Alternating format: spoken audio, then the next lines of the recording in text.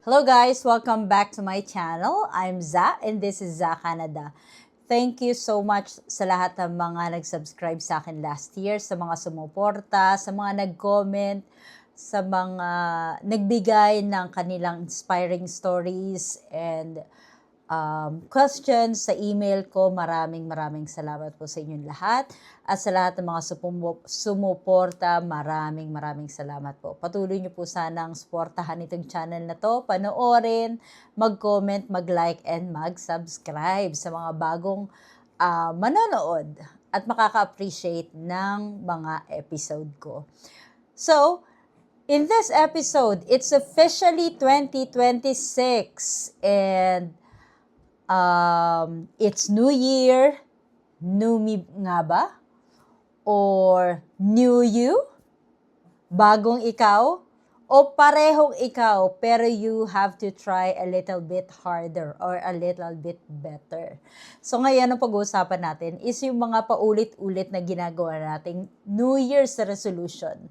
Ano nga ba ang mga New Year's resolution natin this coming 2026? So we are going to talk about that today. So probably we are going to talk about tips kung paano siya gagawin o kung paano natin sisimulan ang ating New Year at paano natin maa-achieve ito at the end of 2026. So samahan niyo ako hanggang dulo.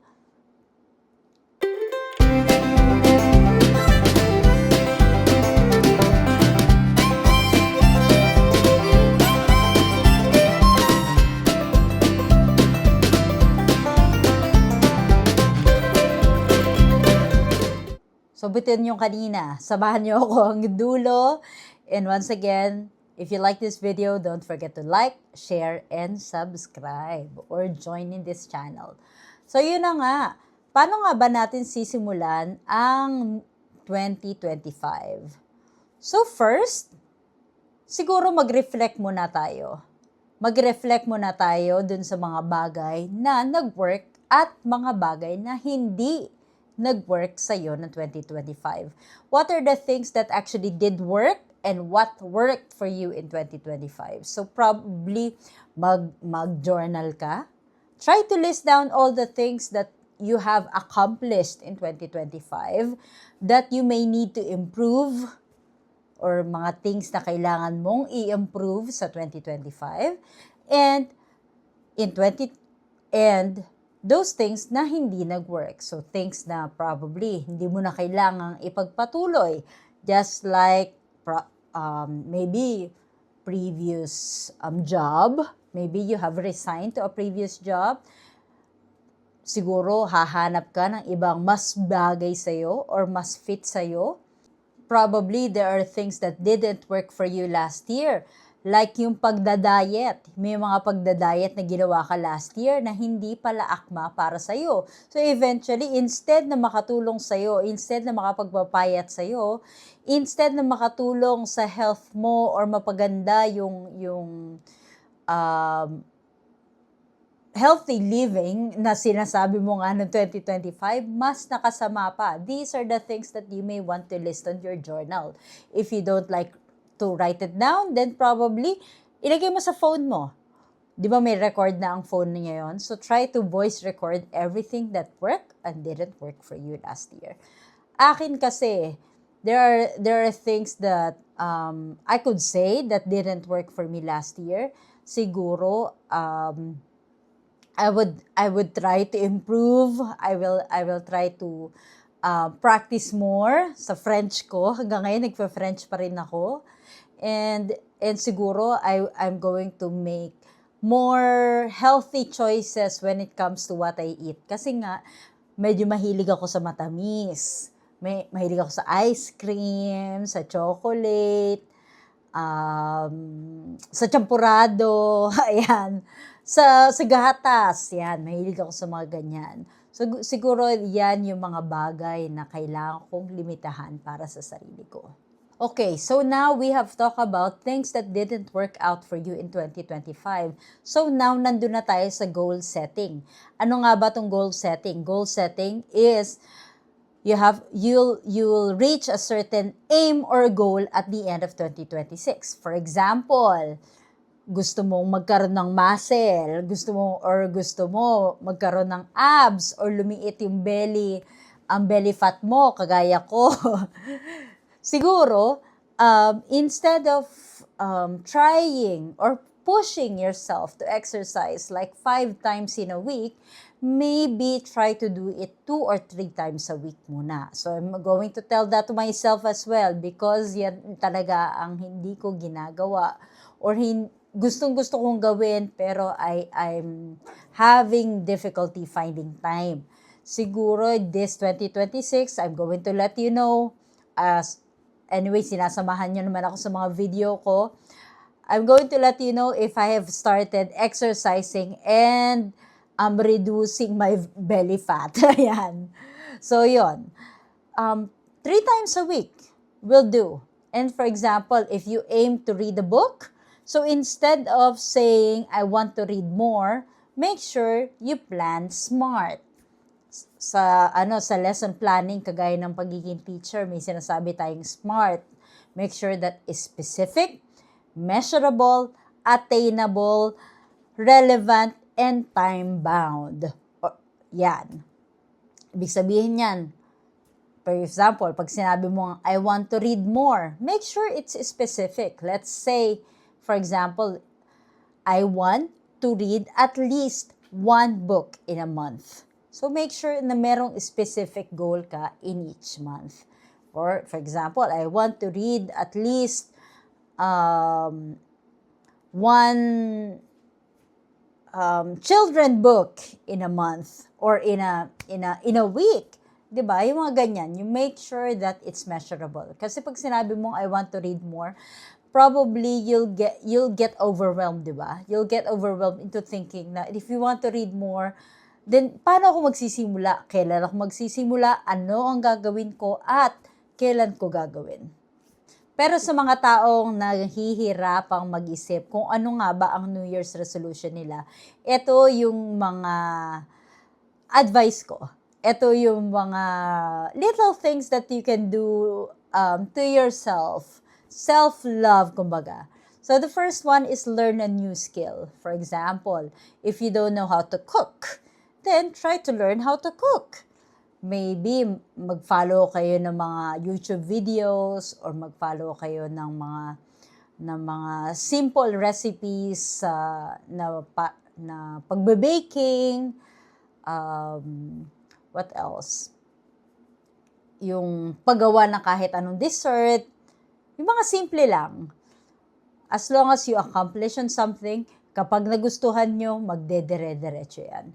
Share ko lang, isa sa mga bagay na gusto ko talaga i-try this coming 2026 is to learn how to make a chocolate cheesecake. I haven't tried that. So, babalitaan ko kayo kung natry ko siya and I'm going to record myself doing that too. So, next is travel. One new place.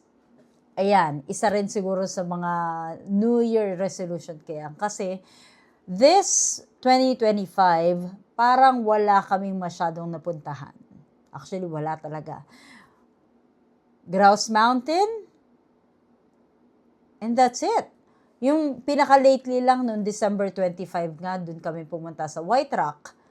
And other than that, I cannot remember kung may napuntahan kaming medyo Victoria! Yeah, o nga pala, pumunta kaming Victoria nung birthday ko. Di pa ako nagbablog noon kasi after a week ko pa sinimulan nung Thanksgiving yung vlog ko. Anyway, so yun, I would like to make sure that I travel one place or one local place in a month. Kahit within Canada lang muna kasi hindi pa naman kami ganun ko well off or ganun kadami yung pera para mag-travel sa mga iba't ibang bansa. Siguro pag na-secure na namin yung status namin, then that's a time, hopefully in God's will, makatravel din kami sa mga bansa na gusto naming puntahan. The next thing that you can do isa sa mga New Year's resolution mo is be consistent in your skincare routine. For example, nakakalimutan mo pala lagi na maglagay ng moisturizer kaya nagda-dry yung skin mo. Then try to do it at least every day or remind yourself. Ako kasi, in order for me not to forget that, well, that was years ago. Kasi before, lagi ko nakakalimutan maglagay ng moisturizer, na kung ano-ano, ng toner. Pero ngayon, I already made that habit like few years ago. So, ginagawa ko, nilalagyan ko ng note yung salamin namin. So, bago ako matulog, I always read on that post-it note para hindi ko siya makalimutan araw-araw. So, ngayon, habit ko na siya. Never ko na siya nakalimutan. And, mahirap ito. Itong isa sa mga bagay na sa tingin ko mahirap gawin para sa iba. Save a little every month. Sino ba sa inyo nakapag-save ng pera ng 2025? Paki-comment nga dyan. But at least this 2026, we will try to save a little every month. Hindi man ganun. Siguro mga $10 lang muna.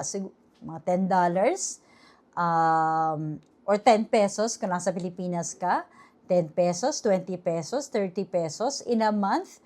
Then kung sa tingin mo, pag naiipon mo yan, pag nakapag-start ka kasi mag-ipon at pag nakikita mo medyo nadagdagan yung pera mo, nai-encourage ka na dagdagan ng dagdagan, na ipunin ng ipunin, na hindi gastusin yung mga pera mo. Ayun nga pala, pero wag magpa-stress, okay? Syempre, carefree lang. Kumbaga, you still have expenses. You still have expenses that you need to prioritize on. Syempre. Pero, kung may maitatabi naman, then why not? Yeah? And next is daily gratitude journal. Ito napaka-importante nito. We always have to be thankful of every little thing that we accomplish. Kahit ano pa yan. Kasi, when you look back into it, you would surely be happy na napakadami mo na palang narating. Na napakadami mo na palang na-achieve. So, at the end of 2026, if you go back into your journal, you will surely be happy. And reality check. Hindi naman lahat ng mga resolutions matutupad. Okay? Pero hindi ko sinabi, huwag niyong gawin.